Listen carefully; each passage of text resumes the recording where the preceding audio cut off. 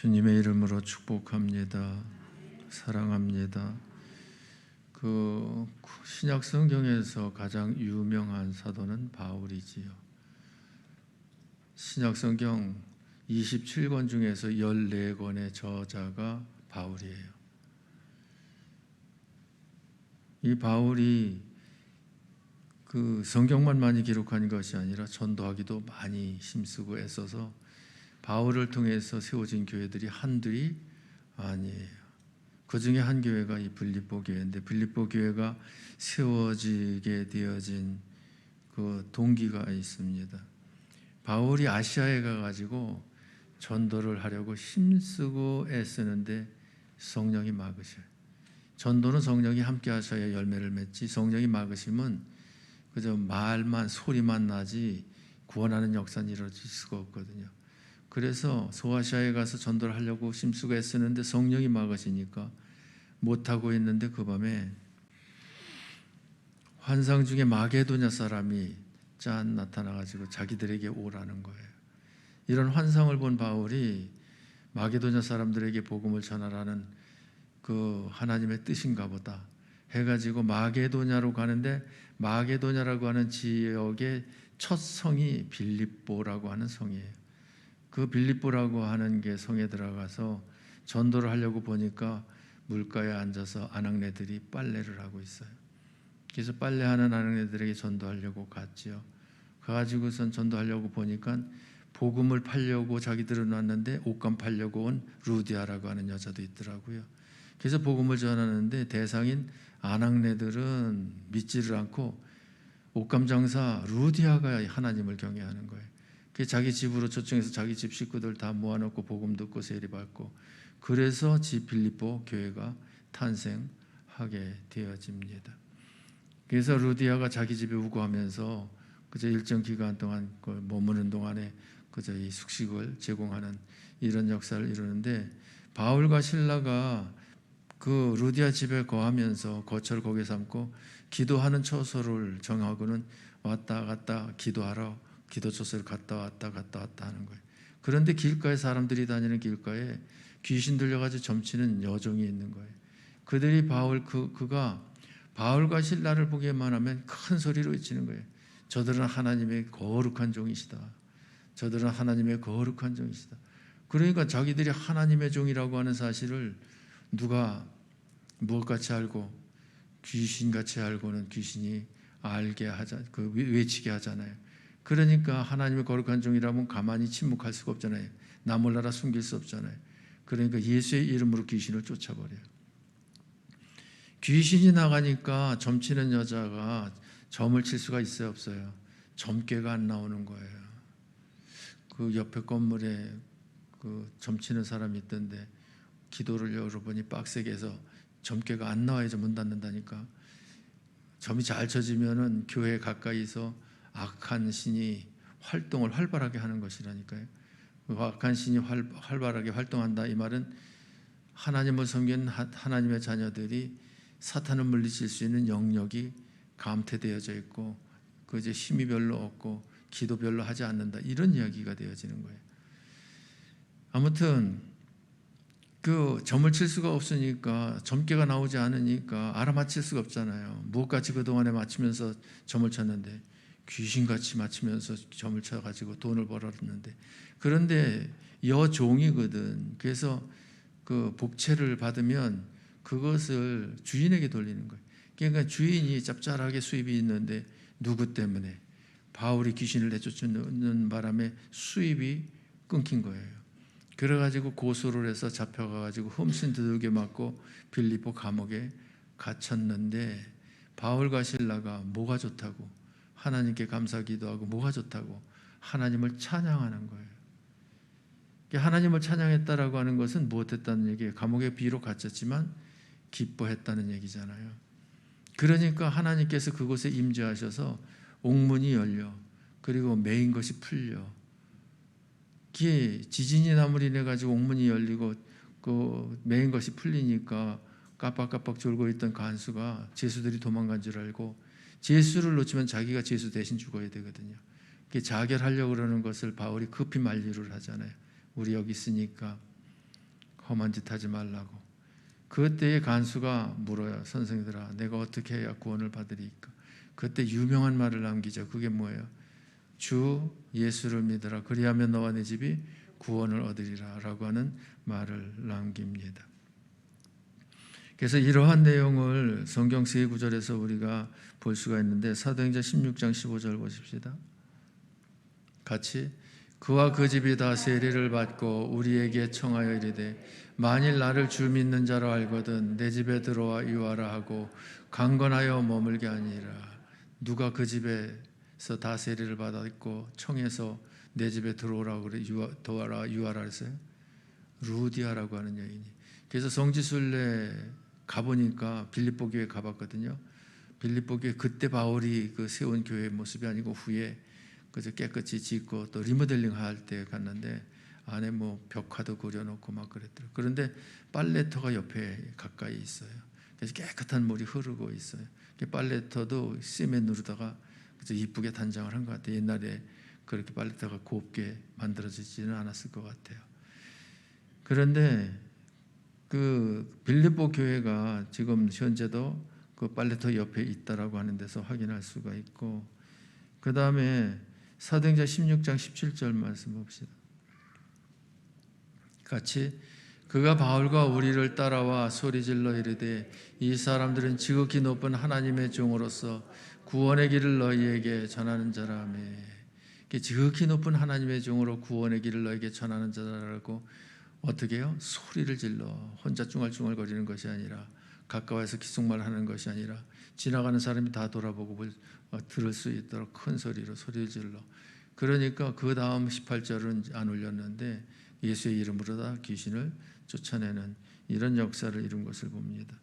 간수가 구원을 받도록, 그리고 그 가정으로 그저 초청을 되어서 맞은 자리를 씻어주고 음식을 준비해서 대접을 하고 가족들에게 복음을 전해 그저 예수 믿고 구원받는 역사가 일어났는데, 그 유명한 전도말이 사도행전 16장 31절 우리가 잘 아는 대로 같이. 이르되 주 예수를 믿으라. 그리하면 네 집이 구원을 받으리라. 그 믿음의 대상은 누구? 주 예수. 믿음의 결과는 무엇? 구원을 받으리라. 구원. 그래서 믿음의 대상과 구원에 대해서 분명하게 찝고 찝어서 그 저희 예수를 믿고 구원받게 하시는 것을 볼 수가 있습니다. 아무튼 다시 본론으로 와서 바울이 전도하여 세워진 교회가 무슨 교회예요? 빌립보 교회고, 세워진 빌립보 교회에 지도 차원에서 편지를 보낸 것이 무엇이에요? 빌립보서라고 하는 겁니다. 그러면 이 빌립보서라고 하는 것은 바울의 서신 14권 중에서 특별히 4권을 구별해서 얘기할 수 있는데, 4권이 특징이 뭐냐면 옥에 갇혀가지고 편지를 써서 보낸, 그것을 옥중서신이라고 하는데, 옥중서신이 4권이 있어요. 첫째 에베소서, 두 번째 빌립보서, 세 번째 골로새서. 옆에서 먼저 가니까 내가 헷갈리잖아요. 네 번째가 빌레몬서. 그래서 이것을 약자로 다 에필골몬 이렇게 이야기를 해요. 에베소서, 빌립보서, 골로새서, 빌레몬서. 그러니까 빌립보서가 옥중서신 두 번째로 다 들어가죠. 그러면 왜 옥에 갇혔는가? 바울이 복음을 전하다가 핍박 가운데 사로잡혀 로마 옥에 갇히게 되었고, 로마 옥에 갇힌 중에 빌립보 교회에 그 편지를 보낸 내용이 빌립보서예요.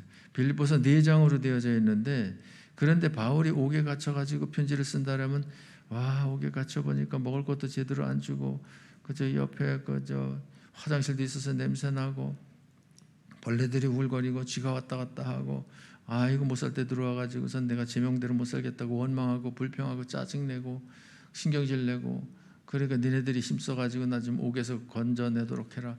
이런 편지를 쓰는 것이 아니고, 이 빌립보서에 보면 4장으로 되어 있는데 무슨 단어가 많이 나오는가 하면 18번씩이나 나와요.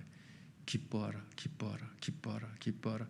이 기뻐하라라고 하는 말이 18번씩이나 나오는 것을 볼 수 있어요. 그래서 모든 성경 중에 기뻐하라고 하는 말씀이 제일 많이 나오는 성경이 어느 성경이게요? 난 가르쳐주고 묻는다니까. 이 빌립보서예요, 빌립보서. 그러면 이 바울이 비록 옥에 갇히는 몸이었지만 옥에 갇힌 자로서 일반적으로 사람들은 슬퍼하고 괴로워하고 원망하고 좌절하고 불평을 하고 삶의 그 낙을 잃어버리지만 그 삶의 회의를 느끼지만 그러나 바울은 자기도 기뻐하면서 빌립보 교회를 향해서 기뻐하라 기뻐하라 기뻐하라라고 말을 하는데 그러면 이 기쁨이라고 하는 것은 어떤 기쁨이에요? 어떤 환경, 사건, 문제 중에서라도 빼앗기지 아니하는 기쁨이잖아요. 그러니까 이 기쁨이라고 하는 것은 작은 기쁨이에요, 큰 기쁨이에요? 영원한 기쁨이에요, 임시 기쁨이에요? 영원한 기쁨이죠, 큰 기쁨이죠. 그러니까 바울이 옥에 갇혀도 옥이 자기에게 기쁨을 빼앗지 못하는 거예요. 간수가 자기의 기쁨을 빼앗지 못하는 거예요. 그 자유를 빼앗긴 그 자유 빼앗김이 자기에게 기쁨을 빼앗지를 못하는 거예요. 자기가 또 건강적으로도 옥에 갇히니까 나이 많은 그 바울로서 그 심에 겪었지만 그 심에 겪은 것도 어지럼증이 있는 것도 배고픈 것도 이 기쁨을 이기지를 못하는 거예요.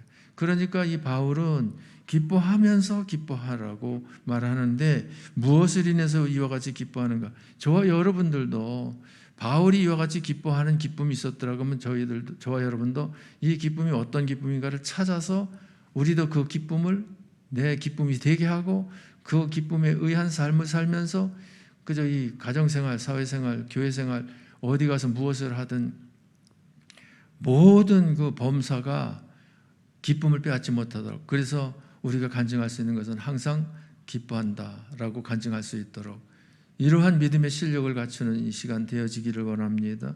그러면 18번 구절을 다 볼 수 없고 한 구절에 2번 이상 기뻐한다라고 하는 말이 나온 구절만 4구절을 찾아보면 아 바울이 이것 때문에 이렇게 기뻐했구나라고 하는 것을 알 수가 있어요.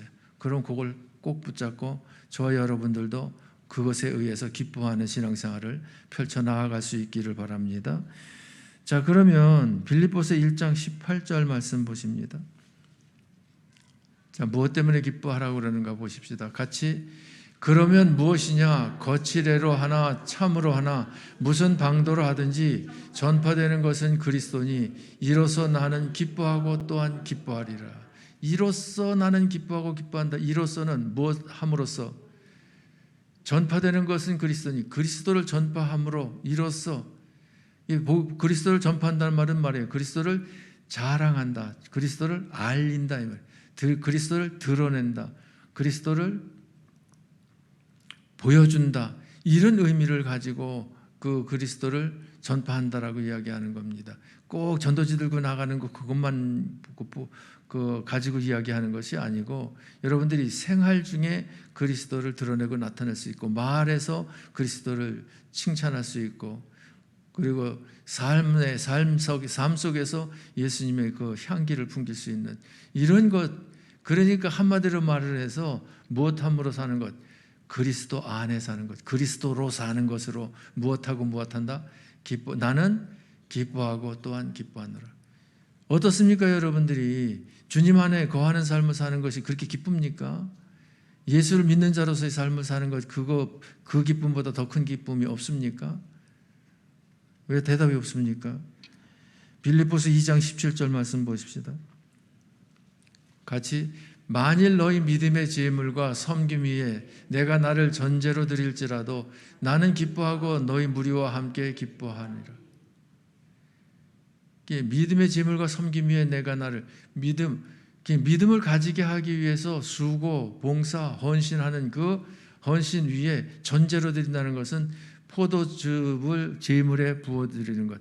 그러니까 부어지면은 포도즙이 어떻게 되어져요? 제물에다 스며들어서 자기는 사라지고 제물은 태워지지요. 그러니까 주님을 위해서 복음을 위해서 희생하는 것 그것을 그 전제로 드린다 이렇게 표현하는 겁니다. 나는 기뻐하고 그러니까 복음을 전하는데 내가 희생되어진다고 하면 내가 수고한다고 하면 내가 없어진다고 하면 내가 사라진다고 하면 그것으로 나는 무엇한다? 기뻐한다. 그리고 누구와 기뻐한다? 이렇게 나로 하여금 쓰임받을 수 있도록 기회를 제공한 너희들과 함께 기뻐한다. 이렇게 말하는 것을 볼 수 있어요. 자, 첫 번째와 두 번째 보니까 누구 때문에 기뻐한다고 그래? 바울은 그리스도로 인해서 기뻐한다 라고 얘기합니다. 그 다음에 2장 18절 같이 이와 같이 너희도 기뻐하고 나와 함께 기뻐하라. 이와 같이 너희도, 그러니까 이와 같이 뭐예요? 17절에서 기뻐한 것처럼 우리들도 함께 기뻐하라는 거고, 빌립보서 4장 4절 같이 주 안에서 항상 기뻐하라. 내가 다시 말하노니 기뻐하라. 그러니까 우리가 기뻐하는 것은 주님 안에 거함을 인해, 주님을 드러내고 나타냄을 인해, 주님을 자랑하고 주님을 선포함을 인해, 주님께서 함께 하심을 경험 체험함을 인해 그것 때문에 기뻐하고 그것 때문에 즐거워한다고 하면 그것이 잠깐 있다 없어질 것이 아니라 주님은 한번 내 안에 내주에 계시면 영원토록 나와 함께 하시니 내가 기뻐하는 것이 항상 영원토록 기뻐하는 기쁨이 되어져야 할 줄 믿습니다. 오늘 새벽에 보니까요, 이러한 기쁨을 가지고 서로 이렇게 대면하는 것을 볼 수 있는데, 누가 만났는가 하면 오늘 새벽에요, 야곱하고 요셉하고 만났어요. 이 야곱이 요셉이 죽은 줄 알고 있었는데 애굽의 총리가 되어 있잖아요. 그래서 형들을 시험을 하고 훈련을 한 다음에 아버지를 모시고 오라 가지고 모시고 내려와서 고센 땅으로다가 안내를 했어요. 그래서 요셉도 고센 땅으로 내려갔어요. 그래서 고센이라고 하는 곳에서 야곱과 요셉이 만났는데 부둥켜 안고 성경에 보니까 오래 울었다는 거예요. 한 20년 동안 죽은 줄 알고 떨어져 있었다가 만났으니 얼마나 그저 감격스럽겠어요. 그런데 야곱이 하는 말이 뭐라고 말하는가 하면, 그 죽은 줄만 알았던 요셉을 다시 만나니 그 기쁨이 얼마나 크겠습니까? 그 기쁨을 표현하기를 지금 죽어도 족하도다. 내가 지금 죽어도 족하도다. 죽음이라고 하는 것은 가장 슬픈 일이잖아요. 죽음이라는 것은 가장 아픈 일이잖아요. 죽음이라고 하는 것은 가장 두렵고 무서운 일이잖아요. 그런데 지금 내가 죽어도 만족하다는 거예요. 그러니까 죽음도 빼앗지 못하는 기쁨, 이 기쁨을 야곱이 가지고 요셉에게 고백하는 것을 볼 수 있어요. 무엇함을 인해서? 죽은 줄 알았던 요셉이 살아있음을 인해서. 그러면 죄악을 인해서 우리가 죽어 지옥의 형벌 영원토록 받아야 할 난데, 그런데 예수를 믿음으로 인해서 우리가 죄악 용서받고 천국에서 생복락을 누리게 된 것, 그거 기뻐해야 돼요? 기뻐하지 않아야 돼요? 기뻐해야 되잖아요. 크게 기뻐해야 되잖아요. 놀랍게 기뻐해야 되잖아요. 지난 금요일 날, 지금 수요일마다 기도해야 할 때에 그 환우들을 위해서 기도하는데 권사님들이 4분이 이름이 있고 성도가 4분이 있어요. 그런데 기도의 응답이 되어짐으로 인해서 많이 호전되고 있어요. 건강이 많이 회복되어지고 있어. 그런데 첫 번째 권사님이 누군지 압니까? 첫 번째 기도하는 권사님이 그분이에요. 모르는 사람 그냥 계속 모르시면 돼. 기도도 안 하는 거 알면 뭐해. 그분이 김 무슨 권사님이에요. 그런데 일전에 신방을 갔을 때 그 암이잖아요. 왼쪽 팔 다리가 퉁퉁 부었어요. 그리고 몸져 누워가지고 잘 일어나지도 못하고 말씀도 잘 못하셔. 그래가지고 예배드리고 돌아오면서도 마음이 착잡하더라고요. 저 상태면 돌아가실지 모르는데. 그런데 요즘 신방을 권사님네 집에 가고 금요일 날은 저 막내딸네 집에 갔는데 새로운 아파트를 다 이사를 하고요. 그리고 권사님이 많이 나아진 거예요. 그래가지고 날씬해지고 웃기도 잘하고 그러면서 예배 후에 간증을 하는데, 간증하는 말이 놀랍더라고요. 주님께서 나와 함께 하심을 나는 믿습니다. 주님께서 나와 함께 하심을 나는 체험했습니다. 주님께서 나와 함께 하신다는 기쁨보다 더 큰 기쁨은 없습니다. 아무리 내가 죽는다 하더라도 주님이 함께 하심을 인해서 난 기뻐할 겁니다. 이런 믿음을 가지고 그동안에 하나님께 기뻐하면서 감사하면서, 그러니까 기적이 일어나는 거예요. 지금 그 뭐 완벽하게 다 나았는지 안 나았는지는 내가 의사니까 잘 모르지만 겉으로 볼 때는 다 나신 것 같아. 그러면서 그렇게 행복해 하시는 것을 볼 수 있는데, 무엇함을 인해서 무엇하게 되었습니까? 주님으로 기뻐하니까 주님께서 기쁘게 해주시는 거예요. 그러니까 우리가 주님으로 기뻐하는 것을 가장 크게 기뻐해야죠. 왜? 더 큰 기쁨이 어디 있겠어요? 사실 그 김판순 권사님이 이름 얘기했네.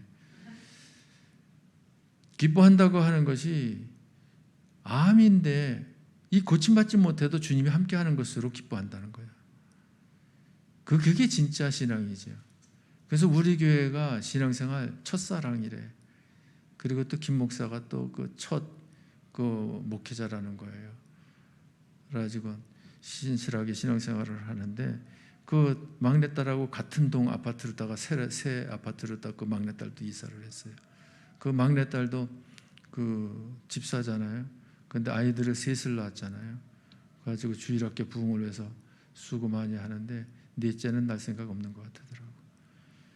뭘 얘기하느냐고 하면 무엇을 얘기하려고 하느냐면 봐봐요. 야곱 같은 경우도 죽은 줄 알았던 요셉을 다시 만나는데 살았다고 하는 그 기쁨에 덤으로다 무슨 기쁨까지 주셨어요.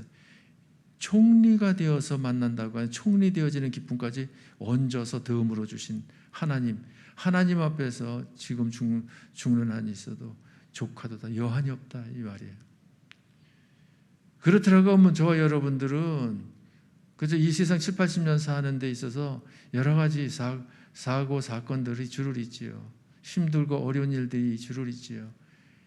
그러나 그렇다 하더라도 하나님께서 죄 없는 예수님 십자가 못 박혀 죽게 하심을 통해 나를 구원하셔서 나로 하여금 세상의 고난 그건 이 일도 아니야. 지옥의 영원한 형벌 그것을 면하게 하고 천국의 영생 복락을 누리게 하신 그것을 인해서 기뻐하고 그러한 그 은혜를 주신 축복을 주신 예수님을 인해서 우리가 기뻐해야 되지 않느냐. 그 기쁨은 그 세상에 어떤 그 문제 사건이라도 그 기쁨은 빼앗아갈 수 있다 없다.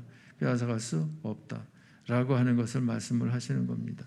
그래서 바울이 이야기합니다. 빌립보서 1장 20절 말씀 같이 나의 간절한 기대와 소망을 따라 아무 일에든지 부끄러워하지 아니하고 지금도 전과 같이 온전히 담대하여 살든지 죽든지 내 몸에서 그리스도가 존귀하게 되게 하려 합니다. 그러니까 하나님께서 예수님께서 나와 함께 하셔. 예수님과 저와 함께 합니다. 예수님은 여러분과도 함께 하십니다. 그 기쁨이 세상에 그 무엇이 함께 하는 것보다 가장 큰 기쁨이고 가장 큰 감사야. 믿습니까? 왜? 세상의 건강이 나와 함께한다. 그거 감사한 거죠. 기뻐할 일이죠. 사는 동안 7, 80년 동안 건강하게 활동, 생활을 한다는 게 얼마나 감사한 일이에요. 세상 사는 동안에 물질이 나와 함께한다. 그거 기쁘고 감사한 일이죠. 물질의 여유가 있어야 생활하는데 불편함이 없고 또 필요한 것도 구입을 할 수가 있잖아요. 그 세상 사는데 자녀들이 승승장구한다. 그 감사한 일이요. 기뻐할 일이죠. 아이들이 그저 믿음의 가정도 잘 이루고 손주들도 잘 나누고 직장생활도 잘해. 얼마나 감사한 일이에요. 그런데 세상에 그 명예 권세 그거 참 감사한 일이죠. 사람들에게 고임받고 들림받고 귀중히 여김받는다는 것. 그런데 세상의 것 무엇이든지 다 동원한다 하더라도 무엇을 동원하더라도 다 동원한다 하더라도 그것이 기뻐할 일이고 감사할 일이라 하더라도 무엇하고는 견줄 수가 없어요. 하나님이 내 아버지가 되어주셨다. 천국이 내 본향이다. 천국을 기업으로 받아 영원토록 누릴 것이다. 그 하나님께서 이 세상 사는 동안에도 나와 함께 하시면서 나의 삶을 간섭하시는 중 주장하시는 중 인도하고 이끌어 가신다. 이것보다 더 큰 기쁨이 있어요 없어요? 비교가 돼야 안 돼요? 비교가 안 돼요. 이것을 우리가 실질적으로 믿고 이 믿음을 굳게 붙잡고 사노라면 이 기쁨 때문에 기뻐하고 즐거워하는 거죠. 그러면 이 주님을 붙잡고 기뻐하는 이 기쁨 때문에 기뻐하고 즐거워하는데 그런데 살게 되어서 기뻐야 안 기뻐요? 기쁘지. 죽게 되어서 기뻐야 안 기쁘잖아요. 기쁘지. 건강해 기쁘잖아요. 기쁘지. 병약해 그럼 기쁘잖아요. 기쁘지. 말이 이상하게 돌아간다. 그 무슨 얘기냐면 세상에서 좋은 조건으로만 기뻐할 수 있는 우리들의 구원의 기쁨이 이기도 하지만은 그렇지 아니하고 불리한 조건 가운데서도 얼마든지 기뻐할 수 있는 구원의 기쁨이다 이 말입니다. 그걸 이야기하려고 하는 겁니다. 믿습니까? 그래서 사도 바울은 뭐라고 고백을 해요? 살든지 죽든지 내 몸에서 그리스도가 존귀하게 되게 하련다. 살아도 주를 위해서, 죽어도 주를 위해서. 나와 함께하는 주님이 내게 있어서는 최고의 기쁨이고 자랑이니까 주님 그 높여드리는 것, 주님 드러내는 것, 그것 하는 삶, 그것 하는 죽음, 죽으나 사나, 이런 고백을 바울이 한다 이 말입니다. 그래서 바울이 끝내는 목배임 당해서 순교당했잖아요. 순교당하면서 바울이 후회했을까요? 후회하지 않았을 거예요. 무엇을 보면 21절 보십시다.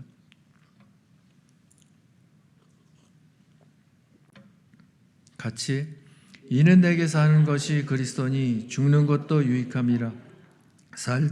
그러니까 이는 내게 사는 것이 누구다? 그리스도다. 그러니까 내가 사는 건 그리스도로 사는 거다. 그래서 그리스도를 위해서 죽는다고 해도 그것이 내게는 유익한 것이다.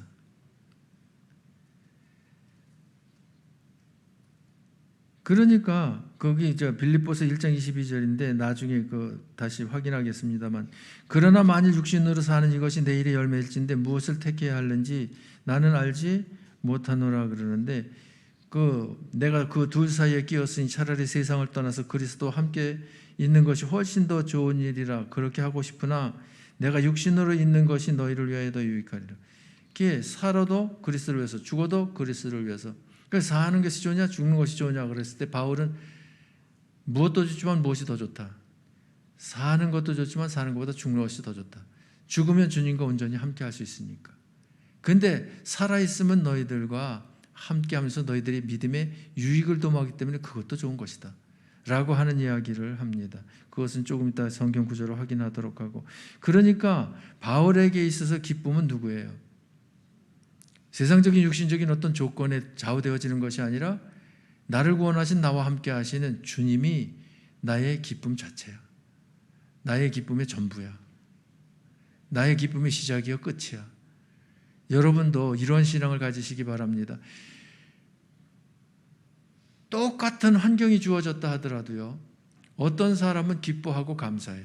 그런데 어떤 사람은 원망하고 불평해. 그러면 똑같은 환경 사건에 문제가 있는 거예요? 아니면 그 환경과 사건을 접하는 그 사람의 신앙에 문제가 있는 거예요? 신앙에 문제가 있는 거지 똑같은 환경 사건 거기에 문제가 있는 것은 아니에요.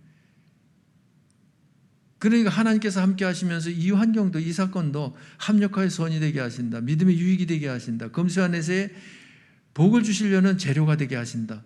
믿습니다. 할렐루야 아멘. 그러면 똑같은 환경 사건이네 감사가 되고 하나님께 영광을 돌려요. 그런데 똑같은 환경 사건인데 왜 내가 원하는 대로 이렇게 되지 아니하고, 왜 내가 바라는 대로 저렇게 되지 아니하고, 이게 원치 아니하는 바 이런 일은 왜 생기는가? 그러면서 하나님은 졸고 계시는가 주무시고 계시는가? 하나님은 도대체 나를 사랑하시는 거예요? 미워하시는 거예요? 그러면서 불신앙을 가지고서 대한다고 하면 그런 데라고 원망과 불평을 하지 감사나 기쁨이 사라진다 이 말이죠.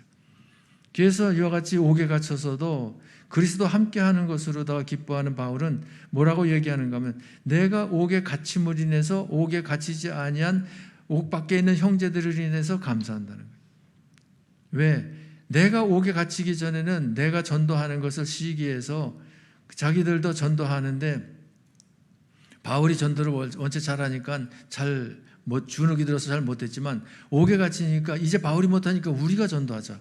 그래가지고 옥에 갇힘을 인해서 그 전도하는데 그 경쟁하는 경쟁자들이 그 힘을 내서 전도를 심수한다는 거예요. 이렇게 하나 저렇게 하나 어떤 방도로 하든지 전파되는 것은 누구니? 그리스도니. 그로 말미암아 내가 기뻐한다. 이렇게 바울은 고백하는 것을 볼 수가 있습니다. 그래서 첫 번째 바울이 기뻐하는 것은 누구로 인해서 기뻐하는 그 기쁨이 가장 큰 기쁨으로 세상에 그 무엇도 그 기쁨을 이기지 못한다.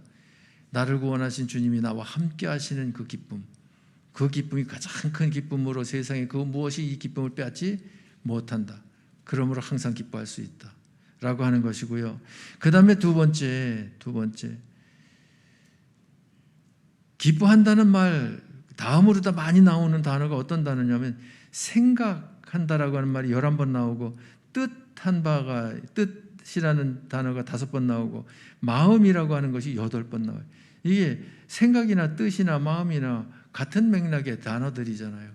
그런데 합이 몇 번 나오는 거예요? 24번이 나오고 굉장히 많이 나오죠. 그래서 이 단어들도 찾아보았어요. 2번 이상 나오는 그 구절들. 빌립보서 1장 27절. 잘 읽으면서 2번 찾아보시고 어떤 내용 가운데 2번 이런 단어가 사용되었는가 살피시면 은혜가 됩니다. 같이 오직 너희는 그리스도의 복음에 합당하게 생활하라. 이는 내가 너희에게 가보나 떠나 있으나 너희가 한 마음으로 서서 한 뜻으로 복음의 신앙을 위하여 협력하는 것과 거기 보면 2번 나와요 안 나와요? 2번 나오죠. 한 마음으로 서서 한 뜻으로 복음의 신앙을 위하여 협력하는 것. 자, 한 마음 한 뜻이 무엇을 위해서 한 마음 한 뜻이 되라? 복음의 신앙을 위해서 협력하기를 한 마음 한 뜻으로 협력하라. 됐죠? 그 다음 구절 보십시다. 빌립보서 2장 2절. 같이 마음을 같이하여 같은 사랑을 가지고 뜻을 합하며 한 마음을 품며 2장 2절 말씀해 보면 몇 번 나와요? 2번 나와요? 3번 나와요? 4번 나와요? 4번 나와. 4번. 4번 나오는데 마음을 같이하여 같은 사랑도 마음의 요소거든요. 그 다음에 뜻을 합하며 또 한 마음을 품어. 근데 보면 마음, 사랑, 뜻, 한 마음 이렇게 표현하고 있는데 거기 무엇을 이렇게 하라고 말씀하시는 겁니까? 마음을 같이 하라. 같은 사랑을 가지라. 뜻을 합해라. 한 마음을 품으라. 그러니까 마음과 사랑과 뜻을 무엇이 되게 하라? 하나가 되게 하라. 하나가. 그럼 누구 마음으로 하나가 되어야 돼요? 김 목사 마음으로도 여러분의 마음이 하나가 되어야 돼. 여러분 마음에 김 목사가 마음이 하나가 되어야 돼. 말을 해보라고요. 말을. 누구 마음에 하나가 되어야 돼요? 안 속아 넘어가요. 목사님의 마음에 여러분의 마음을 하나가 되게 하는 것도 아니고 여러분의 마음에 목사 마음을 하나가 되게 하는 것도 아니고 누구 마음에 2장 5절 같이 너희 안에 이 마음을 품으라 곧 그리스도 예수의 마음이니 너희 안에 어떤 마음을 품으라? 이 마음이 누구의 마음? 그리스도 예수의 마음. 그러니까 예수님의 마음을 나도 품고 내가 품은 예수의 마음도 여러분도 품고 여러분도 품고 그래서 우리들은 한 마음인데 그 한 마음이 누구의 마음이요? 예수의 마음이요. 한 뜻이 누구의 뜻이요? 예수의 뜻이요. 한 사랑이 누구의 사랑이요? 예수의 사랑이요. 그렇게 하라고 하는 것을 말씀하셔요. 그러면 한 마음 한 뜻이 되어져 가지고 무엇하라고 하는 거예요? 연합하라는 거죠. 마음이 하나가 되어지는 연합을 하라는 거예요. 그러니까 교회 안에서 2마음, 3마음, 4마음 여러 갈래의 마음이 있어가지고 서로 충돌이 일어난다, 다툼이 일어난다, 싸움이 일어난다라고 하는 것은 엄청 부끄러운 거예요.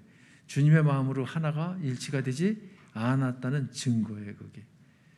그러니까 정상적인 교회는 그저 이 장로님을 봐도 누구의 마음을 느끼고 예수님의 마음을 느끼고 권사님을 봐도 누구의 마음을 느끼고 주님의 마음을 느끼고 성도들을 봐도 누구의 마음을 느끼고 성도의 마음, 예수님의 마음을 느끼고 그러니까 성도를 보나 그 집사를 보나 권사를 보나 장로를 보나 그 목회자를 보나 이렇게 접하면 누구의 마음을 느끼는 거예요? 예수님의 마음을 느끼는 거죠. 예수님의 마음을 보는 거죠. 예수님의 마음을 나누는 거죠. 그랬을 때 주님과 하나가 되어진 이런 마음의 공동체가 진일교회다. 그러면 진일교회 안에 그리스도의 마음이 가득 충만하니 그리스도의 마음은 어떤 마음이에요? 온유와 겸손한 마음이잖아요. 온유함으로 겸손함으로 서로 사랑하고 서로 섬겨. 그럼으로 인해서 교회가 무엇이 되어져요? 지상 천국이 되어지는 거죠. 그리 되어지기를 바랍니다. 그래서 조금 전에 읽어드린 대로 확인해 보십시다. 빌립보서 1장 22절, 23절, 24절 오늘 본문 말씀 22절 같이 그러나 만일 육신으로 사는 이것이 내 일의 열매일진데 무엇을 택해야 하는지 나는 알지 못한 그게 죽어야 좋으냐 살아야 좋으느냐 둘 중에 선택을 못하겠다는 거예요. 왜? 23절 같이 내가 그들 사이에 끼었으니 차라리 세상을 떠나서 그리스도와 함께 있는 것이 훨씬 더 좋은 일이라 그렇게 하고 싶으나. 그러니까 23절에 보니까 죽는 게 좋다는 거예요, 사는 게 좋다는 거예요? 성가대원들한테 물어봅시다. 죽는 게 좋아요, 사는 게 좋아요? 왜 대답을 못해요? 바울을 닮으면 무엇이 좋아야 돼요? 예수님을 닮으면 무엇을 선택해야 돼요? 죽는 것이 더 좋다. 근데 바울은 세상을 떠나서, 이게 죽는 걸 얘기해요. 세상을 떠나서 그리스도와 함께 있는 것이, 그렇죠, 그게 중요해. 노양보지 중에 훨씬 더 좋아요. 훨씬 더 좋아야 돼. 그래야 그게 정상적인 그리스도인의 그 신앙의 실력이. 훨씬 더 좋은 일이라 그렇게 하고 싶으나 그리 되어지기를 진심으로 원하는 거예요. 이런 마음을 가지고 복음을 전하는 이들을 칼로 목을 벤다고 해가지고 그게 막을 수가 있습니까? 총을 들이댄다고 막을 수가 있습니까? 아무리 욕설을 퍼붓는다고 핍박을 한다고 감당을 합니까? 이런 사람은 세상이 감당하지 못합니다. 자, 그러면 24절 같이, 내가 육신으로 있는 것이 너희를 위하여 더 유익하리라. 그러니까 성도들을 상대로 했을 때는 바울이 죽으면은 바울과의 교제는 끝나. 그리스도의 마음으로 연합을 할 수가 없어. 그러나 주님과 바울과의 관계에서는 죽으면 주님과 함께 영원토록 함께하기 때문에 훨씬 더 좋아, 바울 개인적으로 볼 때. 그런데 빌립보 교회 성도들에게는 바울과 연합이 안 되니까 그게 아쉬워. 그것을 이야기를 하는 거예요. 그러니까 내가 육신으로 있는 것이 너희를 위해서 더 유익하리라. 너희들에게는 더 유익하다, 내가 살아있는 것이. 그러니까 바울 개인적으로 볼 때는 뭐예요?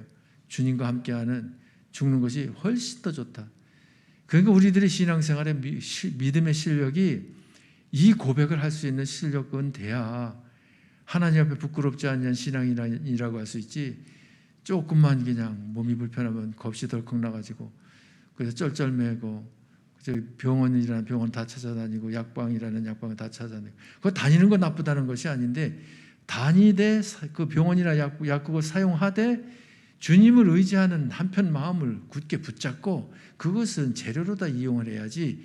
그저 병원 아니면 약국 아니면 죽을 줄 알고 겁이 나가지고 벌벌 떨면서 쫓아다닌다고, 그거는 아니다는 얘기죠.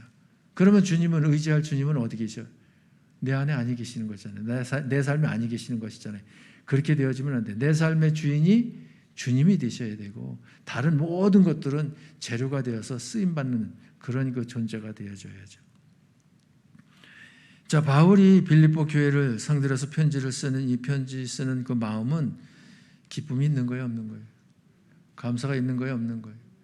즐거운 거예요, 흐뭇한 거예요? 둘 다예요. 행복한 거예요, 불행한 거예요? 행복한 거죠.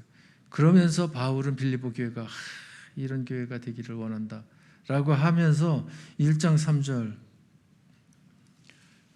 같이, 내가 너희를 생각할 때마다 나의 하나님께 감사하고. 빌립보 교회를 생각할 때마다 감사하다. 빌립보 교인들은 어쩜 그렇게 주님을 기쁘시게 해드리고 복음을 전하기를 한 마음으로다가 열심히 전할까. 그러면서 하나님 감사합니다가 저절로 나온다는 얘기예요. 1장 4절 같이, 간구할 때마다 너희 무리를 위하여 기쁨으로 항상 간구하며. 그 기도할 때마다 주여 감사합니다 기뻐하면서, 그래서 빌립보 교인들을 은혜 베푸셨는데 은혜 위에 은혜, 복 위에 복을 더하여 주시옵소서. 그러면서 항상 기쁨으로 간구한다. 기쁨으로 간구하는 것은 감사의 조건을 간구하는 거죠. 혼 좀 내주셔야 되겠습니다. 볼때기를 한번 올려주셔야 되겠습니다. 그럴 때는 기쁨으로 기도하게 되지 않잖아요. 염려함으로 기도하게 되지. 그러니까 간구할 때마다 너희 무리를 위하여 기쁨으로 항상 간구한다. 여러분들이 자녀를 위해서 기도할 때에 아이고 우리 딸, 우리 아들, 우리 손주, 아이고 하나님 감사합니다. 그러면서 기도하는 것과 어떻게 하면 좋아요? 하나님 도와주세요. 이것하고 차원이 같아야 달라요. 차원이 다르잖아요. 바울은 빌립보 교회를 위해서 기도할 때에 기쁨으로 항상 간구한다는 거예요. 그 다음에 5절 말씀 같이, 너희가 첫날부터 이제까지 복음을 위한 일에 참여하고 있기 때문이다. 왜 기도할 때마다 하나님께 감사하고 기쁨으로 항상 간구하는가? 왜? 빌립보 교회가 처음 시작될 때부터 루디아 집에서 가정예배를 드리면서 시작할 때서부터 지금 내가 옥에 갇혀가지고 편지 쓰는 이때까지 무엇했기 때문에? 복음을 위한 일에 참여했기 때문에. 그러니까 복음을 위한 삶을 살았기 때문에, 그렇기 때문에 이와 같이 감사하고 이렇게 기뻐한다라고 하는 것을 고백을 하는 겁니다. 이 고백이 저와 여러분을 향한 주님의 고백이 되고, 이 고백이 우리 교회를 향한 주님의 고백이 바울 대신해서 고백이 되어지기를 주님의 이름으로 축복합니다. 기도하십시다.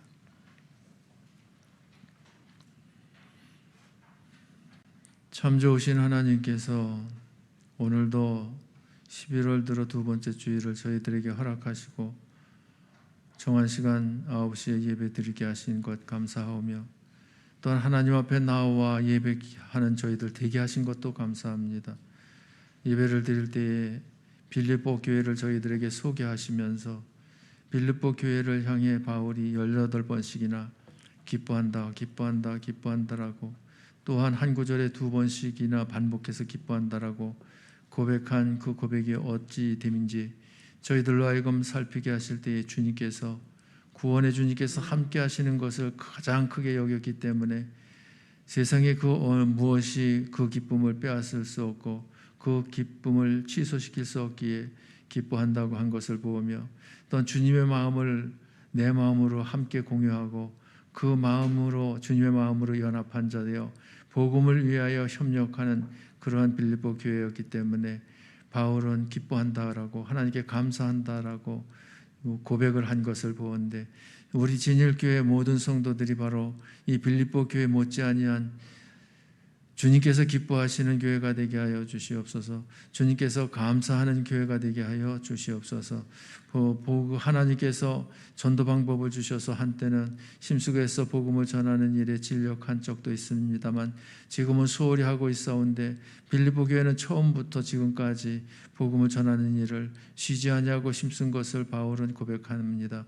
우리 교회도 다시 일어나 복음 전하기를 힘쓰고 애씀을 인하여 빌립보 교회의 기쁨이 저희 교회의 기쁨으로 회복되어질 수 있도록 은총을 베풀어 주옵소서. 예수님 이름으로 기도하옵나이다. 아멘.